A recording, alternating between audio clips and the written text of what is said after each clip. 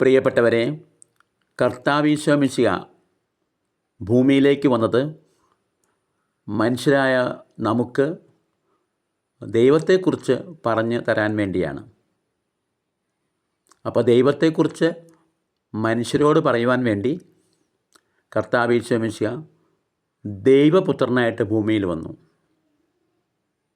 കർത്താവീശോ മിശിഹ മനുഷ്യപുത്രനായിട്ടാണ് സ്വർഗത്തിലേക്ക് പോയത്, അവിടെ ചെന്ന് ദൈവത്തോട് മനുഷ്യരെക്കുറിച്ച് പറയുവാനായിട്ട്. അപ്പോൾ സ്വർഗത്തിൽ ദൈവത്തോട് മനുഷ്യരെക്കുറിച്ച് പറയുവാനായിട്ട് കർത്താവീശോ മിശിഹ മനുഷ്യപുത്രനായിട്ട് സ്വർഗത്തിലേക്ക് പോയപ്പോൾ ഇവിടെ ഭൂമിയിൽ മനുഷ്യരോട് ദൈവത്തെക്കുറിച്ച് പറയുവാനായിട്ട് ദൈവപുത്രനായിട്ട് ഭൂമിയിൽ അവതരിച്ചു. നമുക്കറിയാം, കർത്താവീശോ മിശിഹ പൂർണ്ണ മനുഷ്യനുമാണ്, പൂർണ്ണ ദൈവവുമാണ്, പാതിയല്ല. നമുക്കറിയാം, മനുഷ്യന് മാത്രമേ മരിക്കാൻ സാധിക്കുകയുള്ളൂ. ദൈവത്തിന് മരിക്കാൻ പറ്റില്ല. ദൈവം ആത്മാവാണ്. അപ്പോൾ മനുഷ്യരായ നമുക്ക് വേണ്ടി കുരിശിൽ മരിക്കണമെങ്കിൽ കർത്താവീശോ മിശിഹായ്ക്ക് മനുഷ്യപുത്രനായിട്ട് വരേണ്ടിയിരുന്നു. അപ്പോൾ പൂർണ്ണ മനുഷ്യനായ കർത്താവീശോ മിശിഹ മനുഷ്യരായ നമുക്ക് വേണ്ടി കുരിശിൽ മരിച്ചു. നമുക്കറിയാം, പാപം മോചിക്കാനായിട്ട് ദൈവത്തിനെ സാധിക്കുകയുള്ളൂ. ദൈവത്തിനെ അതിനുള്ള അധികാരമുള്ളൂ. മനുഷ്യർക്ക് പാപം മോചിക്കാൻ പറ്റിയല്ല.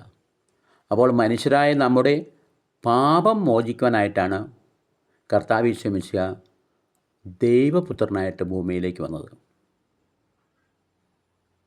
നമുക്കറിയാം, കർത്താവീശോ മിശിഹ മനുഷ്യരായ നമുക്ക് വേണ്ടി ദൈവപുത്രനായിട്ട് ഭൂമിയിൽ വന്ന് കുരിശുമരണം സ്വീകരിച്ചപ്പോൾ ആ കുരിശുമരണം ഒരു മനുഷ്യനെന്ന നിലയ്ക്ക് അത് അതിന് ദൈവീകതയിൽ ഉൾക്കൊള്ളുവാനോ മനുഷ്യരോട് ക്ഷമിക്കുവാനോ സാധിക്കുകയില്ല. അപ്പോൾ ആയതുകൊണ്ട് തന്നെ മനുഷ്യപുത്രനായിട്ട് തന്നെ കുരിശിൽ മരിക്കുമ്പോഴും ആ ദൈവപുത്രൻ്റെ ആ ഒരു ക്യാരക്ടർ ഉള്ളതുകൊണ്ടാണ് കുരിശിൽ കിടന്നുകൊണ്ട് തന്നെ മനുഷ്യരുടെ പാപങ്ങൾ മോചിക്കുവാനായിട്ട് കർത്താവീശോ മിശിഹായ്ക്ക് സാധിച്ചത്. ദൈവപുത്രനായിട്ടാണ് കർത്താവീശോ മിശിഹ ഉയർക്കുന്നത്. മനുഷ്യപുത്രനായിട്ടാണ് മരിക്കുന്നത്, ദൈവപുത്രനായിട്ടാണ് ഉയർക്കുന്നത്. ഇതൊരു മഹാരഹസ്യമാണ്. ക്രിസ്തുവിൻ്റെ അവതാരവും മനുഷ്യാവതാരവും അതുപോലെ തന്നെ കുരിശുമരണവും അതുപോലെ തന്നെ പുനരുത്ഥാനവുമല്ല. പക്ഷേ കർത്താവിൻ്റെ ഈ മനുഷ്യാവതാരവും പുനരുത്ഥാനവും അത് മാലാഖമാർക്ക് പെട്ടെന്ന് മനസ്സിലാവും.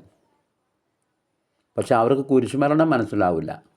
മനുഷ്യരായ നമുക്ക് കുരിശുമരണം മനസ്സിലാവും.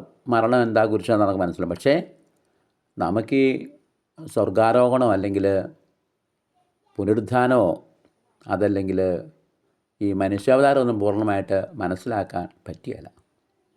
അങ്ങനെ മനസ്സിലാക്കി തരാൻ വേണ്ടിയാണ് പരിശുദ്ധാത്മാവ് വന്ന് ആദ്യ അപ്പോസ്തലന്മാരുടെ മേൽ അഗ്നിരൂപത്തിൽ വന്നു. പിന്നീട് നമ്മളും കൂദാശയിലൂടെ പരിശുദ്ധാത്മാവിനെ സ്വീകരിച്ച് ആ ദൈവത്തെ മനുഷ്യർക്ക് കൊടുക്കുവാനായിട്ട്, മറ്റുള്ളവർക്ക് കൊടുക്കാനായിട്ട്, ലോകാതിർത്തി വരെ കൊടുക്കുവാനായിട്ട് പരിശുദ്ധാത്മാവ് നമ്മളിൽ വസിക്കുകയും നമ്മളെ നയിക്കുകയും പഠിപ്പിക്കുകയും എല്ലാ കാര്യങ്ങളും ഓർമ്മിപ്പിക്കുകയും ചെയ്തുകൊണ്ടിരിക്കുന്നത്.